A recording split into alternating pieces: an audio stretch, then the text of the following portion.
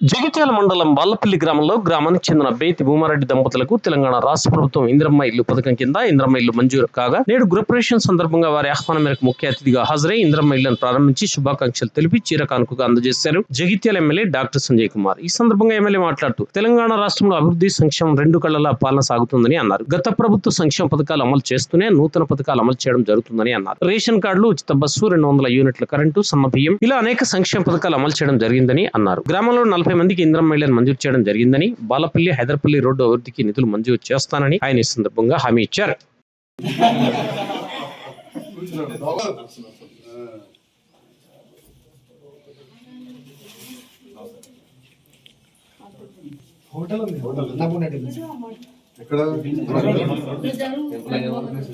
Sir ఇక్కడ sir okay శుభాకాంక్షలు.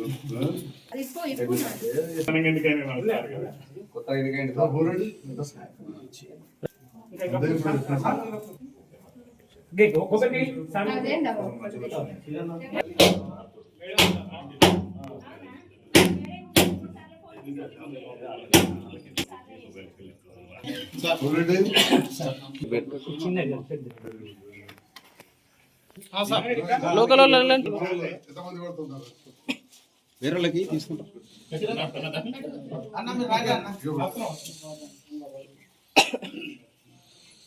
Sorry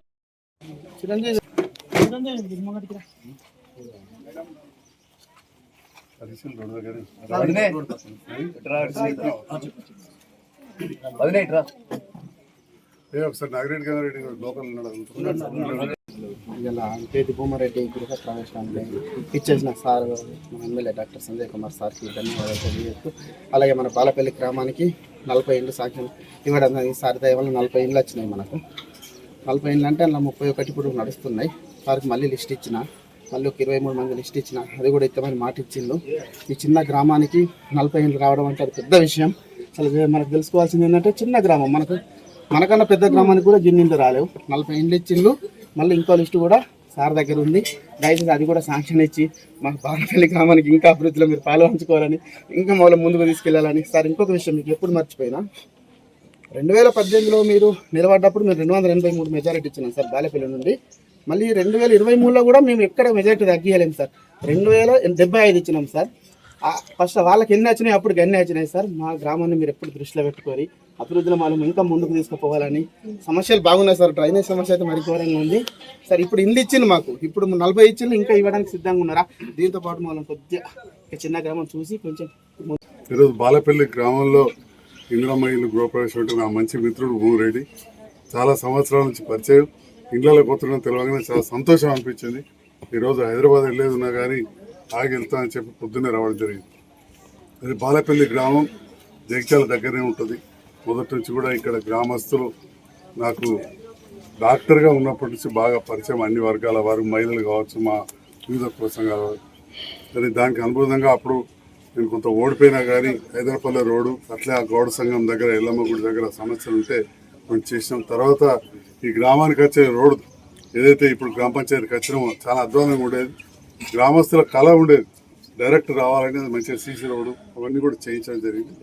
మొన్న ఈ మధ్యలో గ్రామ పంచాయతీ, అంగన్వాడీ అవి కూడా మంజూరు చేసి మా రవి మంచిగా బాగా కష్టపడేటోడు, గంగారెడ్డి వీళ్ళందరూ కూడా మా మహేష్ ఎన్ని చేసానికి కావాలని అడుగుతూనే ఉంటారు. మాది కూడా బాధ్యత చేసుకుంటూ పోతాం. ఉదాహరణకి ఇప్పుడు 40 ఇండ్లు అంటే 40 ఇంటూ 5 లక్షలు 2 కోట్ల రూపాయలు ఇచ్చినట్టు తక్కువ కాదు. ఈ ఇందిరామ్మ రాజ్యంలో రేవంత్ రెడ్డి గారి నేతృత్వంలో ఈ ప్రభుత్వం, ఒకప్పుడు మేము చిన్నగా ఉన్నప్పుడు దళితులకు, ఎస్సీలకు ఇందిరామ్మ ఇల్లు వస్తే వాళ్ళు ఇప్పటికీ మర్చిపోతలేరు. పేదవాళ్ళు ఎప్పుడు మర్చిపోరు. ఇప్పుడు అన్ని వర్గాల వాళ్ళు ఏ కులస్తులైనా కానీ పేదవాళ్ళు ఉంటే చాలు ఇవ్వడం జరుగుతూ ఉన్నది. మరి దాంట్లో భాగంగా ఇవాళ ఇక్కడ మన భూమిరెడ్డిలు కావచ్చు, ఇవాళ ఎంత సంతోషంగా ఉన్నారంటే భూపత్పూర్ నుంచి కూడా సర్పంచ్, మాజీ సర్పంచ్ ఇద్దరు ఫోన్ చేశారు, ఇందిరామ్మ ఇల్లు సార్ రండి సార్ అని. అంటే ఎక్కడెక్కడ ఇందిరామ్మ ఇల్లు అనగానే నేను కూడా ప్రభుత్వంతో కలిసి పనిచేసేట్లు ఇలా అందరు కూడా జ్ఞాపకం వస్తుంది. చాలా గొప్పగా పనిచేస్తారు. మరి ఇప్పుడు అయితే ఎట్లయితే కళ్యాణ లక్ష్మి ఆ పథకాలు ఉన్నాయి, ఆ పథకాలు అన్నీ కూడా కంటిన్యూ చేసుకుంటూ చేస్తున్నారు. కొంత ఉన్న పరిస్థితుల్లో చాలా నిధులు మనం ఖర్చు పెట్టాం. కొద్దిగా రైట్ ఉన్నది అందరు కూడా తెలుసు. ప్రతి నెల మొదటి రోజు రాగానే మనందరం 1500 రూపాయలు బ్యాంకు కట్టాల్సి వస్తున్నది. అంటే మనం వివిధ పథకాలు అప్పుడున్న మిషన్ కాకతీయ కావచ్చు, కాళేశ్వరం కావచ్చు, ఇంకా గోర్లు కావచ్చు, వీటన్నిటి మీద కొంచెం అప్పులు ఎక్కువైపోయాయి. అది మనకు ముఖ్యమంత్రి గారు చెప్తున్నారు. అయినా కానీ అవి ఉండగా కూడా ఇటు కళ్యాణ లక్ష్మి పథకం, ముఖ్యమంత్రి సాయం పథకం ఇచ్చుకుంటూ రైతు బంధు కొంత లేట్ అయినా కానీ పేదవాళ్ళకైతే ఇప్పటికి ఆల్రెడీ ముట్టింది. ఎందుకంటే ఎకరం 2 ఎకరాలు ఉన్న బీదోళ్ళకైతే రానే వచ్చింది. 10 ఎకరాలు ఉన్న 20 ఎకరాలు ఉన్న నాలాంటి వాళ్ళు కూడా 2 ఎకరాలకు వచ్చింది. సంతోషం. ఎందుకంటే ఉన్న వాళ్ళకే ఒకటి, లేని వాళ్ళకి ఒకటి అన్నట్టు కాకుండా ఇప్పుడు ఉన్న వాళ్ళకి అంతకుముందు మనం భూమికి కరెంట్ ఫ్రీ ఇస్తాం. అసలు వ్యవసాయం లేని వాళ్ళు ఈ ఊర్లో కూడా చాలా మంది 40% మంది ఉంటారు. వాళ్ళందరూ కూడా ఇంట్లో కరెంట్ ఫ్రీ అయ్యింది. అంతకుముందు అయ్యేది కాదు, ఒక ఏసీలో కొద్దిగా అయ్యేది. అట్లాంటిది వాళ్ళందరూ కూడా పేదవాళ్ళకు బియ్యం వచ్చేది. సగం కాదు బాగా మంది అమ్ముకుంటారు. ఇవాళ 90% మంది తింటున్నారు రాజ్యాలని. ఇంకా ముందు కూడా చేద్దాం. మళ్ళీ 5 రూపాయల రోడ్డు మళ్ళీ కూడా అది పాడైపోయింది. డ్రైనేజ్ కూడా ఆల్రెడీ టెండర్ అయిపోయింది. చేద్దాం 5 రూపాయల రోడ్డు. డ్రైనేజీలు కూడా ఒకటొకటి చేస్తాం. కానీ గ్రామాలలో డ్రైనేజీలు చేసుకుంటూ ఆఖరిగా వేడికి పోవాలి అర్థం చేసుకోవాలి. అయితే పొలాలకు పోవాలి, లేకపోతే ఒర్రెలకు పోవాలి. ఒర్రెలకు పోతే ఒర్రె ఖరాబ్ అవుతుంది. మన మోర్గిల్లో ఇంటి నీళ్ళు పోయి పొలాలకు పోతే ఎవడు రానియాడు.